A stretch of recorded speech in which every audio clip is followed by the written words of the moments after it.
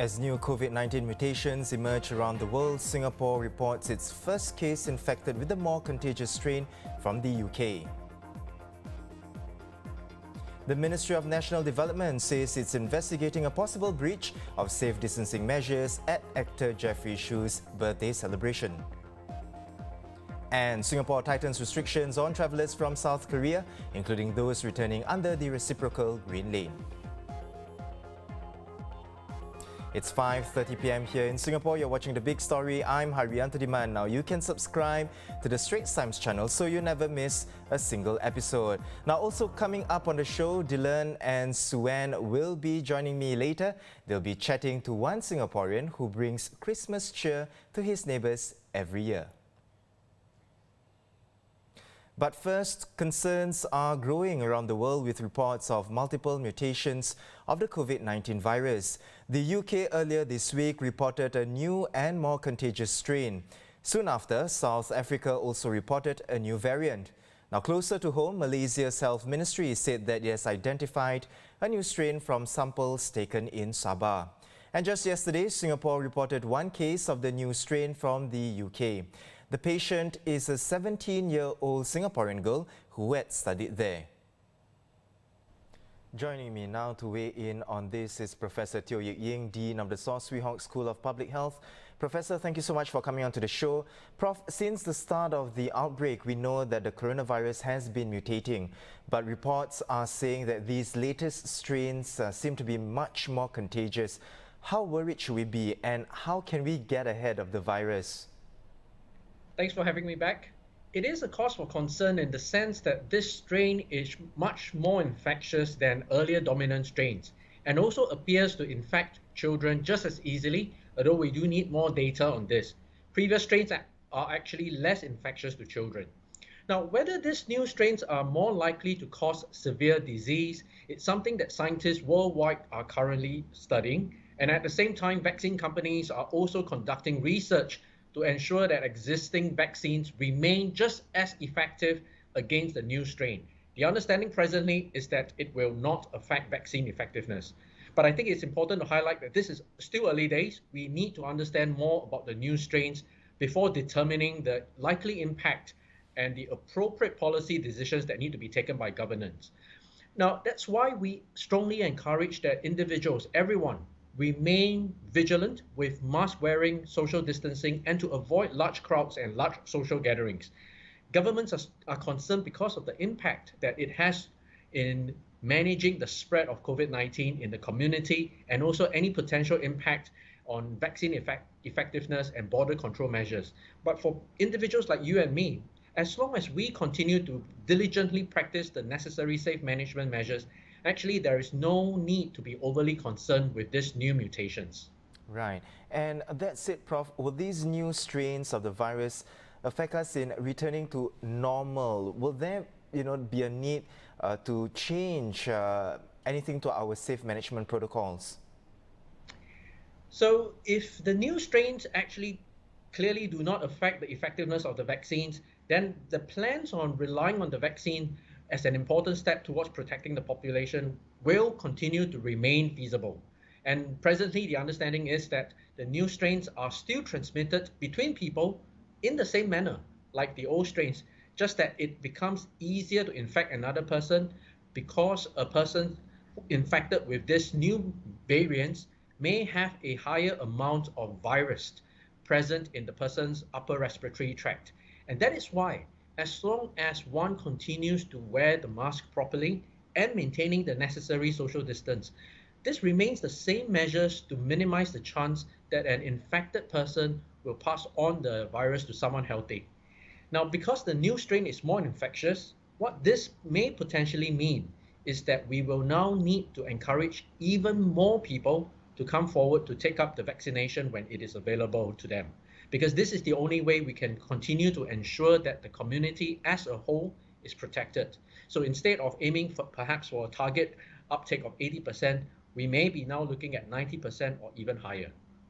Prof, let's talk about something else. There were several reports as well in the past few days about breaches of safe distancing measures. Now, the holiday season is upon us, and typically this is a time where families and friends have gatherings. What is your advice for residents ahead of the festivity? Well, sounds like a wet blanket, but I would like to remind everyone that Singapore continues to see the occasional community transmission. And this means that there are people within the community that continue to be infected and they pass on these infections to others. Occasionally, some of these people will end up with more symptoms, and that's why we find these community cases. And there are enough reports from overseas that families that came together for large gatherings for a time of happiness and fun actually ended up with some bad news that number of people were infected, some actually with very bad health outcomes. So the present rules in Singapore are meant to avoid such unhappy situations. And this means that before the 28th of December, social gatherings in public should not be more than 5 people. And if you're hosting visitors at home, there should be not more than 5 visitors at any one time. So the recent reports of people breaking their rules clearly remind people that the government remains very strict about enforcing this. So I think it's important to remember that by keeping to the present rules, you're helping to keep yourself, your family, your friends safe. The rules are there to actually protect you and me. If we don't follow the rules simply because we think that we can't be so unlucky to be infected, this is precisely when gaps happen in the community and super spreading events start. And we've seen enough from overseas that incidents like this do happen. So if you're keeping to the rules and then enjoy yourself with your family and friends, celebrate a happy Christmas and New Year. I'm sure many of us found this year to be extremely stressful and challenging. And I think this is the time we show our appreciation and thanks to our family and friends who have been supporting us. So here's wishing you an early Merry Christmas and stay safe, everyone. Well, thank you so much, Prof. Teo. Always a pleasure to have you, and thank you once again for setting aside time to speak with us. That was Professor Teo Yik Ying, Dean of the Swee Hock School of Public Health at NUS.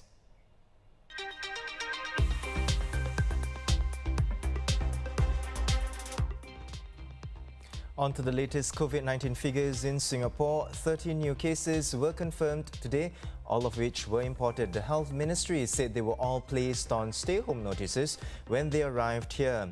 More details will be shared tonight. In other local news, more safe management measures have been put in place at the Marina South Pier and Changi Point ferry terminals as more visitors head to the Southern Islands and Pulau Ubin. These include the deployment of safe distancing ambassadors, setting up dedicated queue lines for areas with more traffic, and increasing berth usage at Marina South Pier during the weekend peak periods to cater for the increased number of ferry trips. As concerns grow about the new strain of COVID-19 in the UK, Singapore Airlines cabin crew have begun wearing N95 masks and protective overalls on flights returning from London. The additional requirements kicked in on Wednesday. Prior to this, cabin crew had already been wearing goggles, gloves and surgical masks for all flights. SIA is currently operating 2 direct flights daily from London's Heathrow Airport on most days. Starting Sunday, all travellers entering Singapore who have been to South Korea in the past 14 days must serve a 2-week stay-home notice at dedicated facilities. This will also apply to returning Singapore-based travellers under the reciprocal green lane between both countries. Previously, travellers from South Korea were allowed to serve their 14-day SHN at a place of residence. The National Development Ministry is investigating an alleged breach of COVID-19 measures during actor Jeffrey Shu's birthday celebration. A picture reportedly uploaded on October 3rd showed 13 people standing close to one another, with Shu holding a cake. Other actors like Terence Chow and Shane Pao were also in the photo, and no one was wearing a mask. The MediaCorp celebrities apologized yesterday via the broadcaster, saying that they, quote, deeply regret their actions. A team of lawyers has been engaged to represent Ahmad Daniel Muhammad Rafai, who is accused of murdering Miss Felicia Teo, the arts student who disappeared 13 years ago. Ahmad Daniel is accused of murdering Miss Teo at a Marine Terrace flat in the wee hours of June 30th, 2007. The case has been adjourned to December 31st. And in economic news, after a dip in October, Singapore's manufacturing output rebounded 17.9% in November on a year-to-year basis. The biomedical sector led the way thanks to high production of active pharmaceutical ingredients and biological products and higher export demand for medical devices.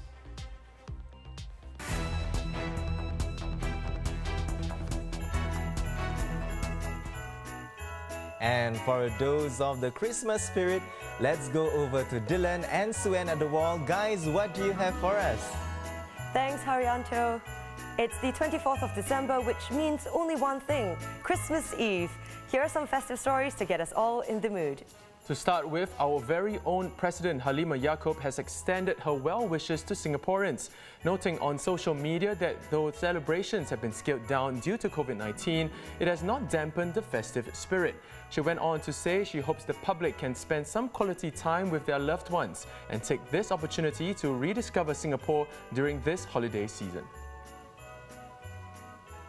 Bringing joy and festive cheer into their own little corners of Singapore. Some Singaporeans have gone the extra mile and spruced up their neighbourhoods. Philip Sobrielo Gene has been putting up decorations every year for Christmas since 1996. The freelance dance instructor teamed up with the Jurong Clementi Town Council to decorate the empty space in front of his childhood home at Block 351 Clementi Avenue 2. A big change from 2018 when he was initially told by the Town Council to remove his decorations from the second-storey ledge.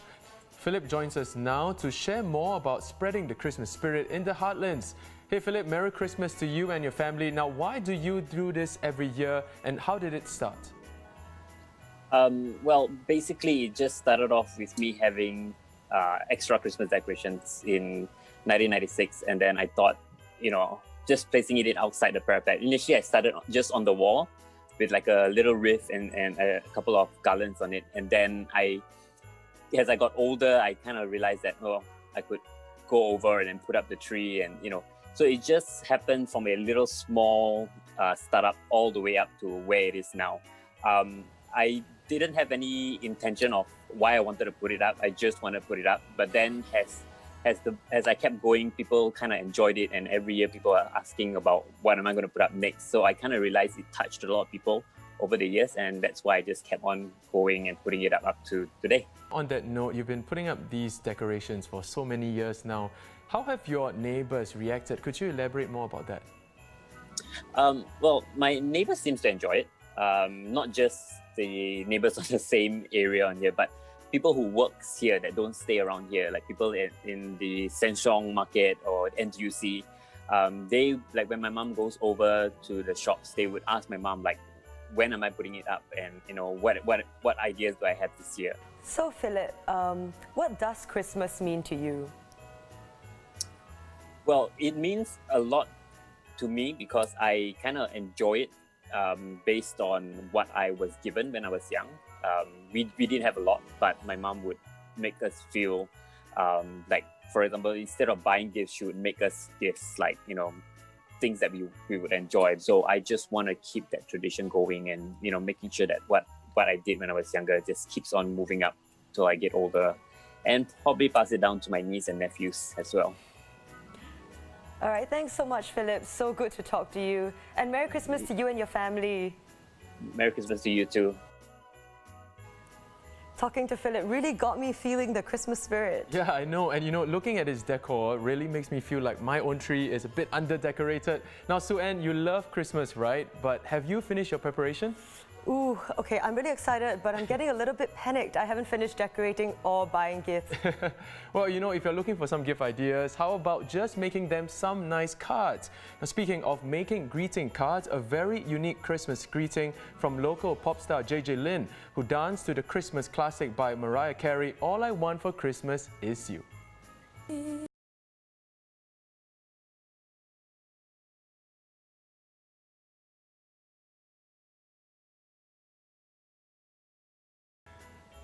Using a special filter, JJ traced the shape of a Christmas tree with his arms, gaining almost 1 million views on TikTok. How amusing, I've personally watched it at least 5 times.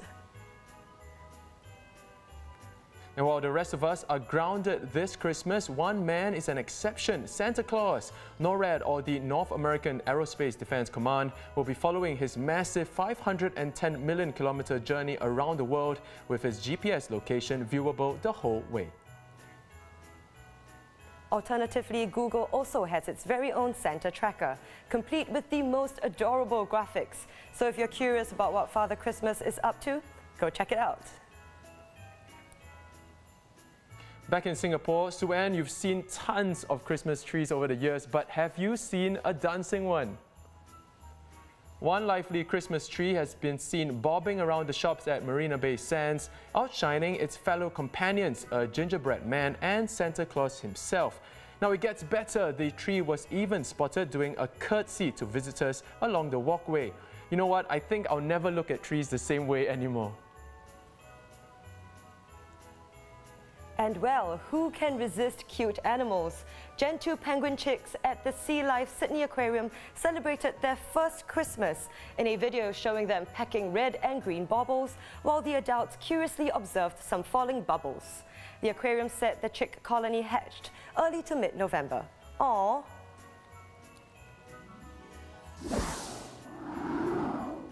You know, penguins are actually my favorite animal. Really? Yeah. So guys, tell me, what are your plans for Christmas? Nothing much for me. I think just something small gathering at home. What about you, Sue-Ann? Not much, just friends and family, but hope your gatherings are all under 5 people. Yeah? For sure. Now that's all from us for now. Stay safe and do enjoy the festivities. From all of us here at the Straits Times, Merry Christmas to you and your loved ones. Once again, I'm Haryanto Diman with Cheow, Sue-Ann and Dylan Ang. Thanks for watching, and we'll see you next week.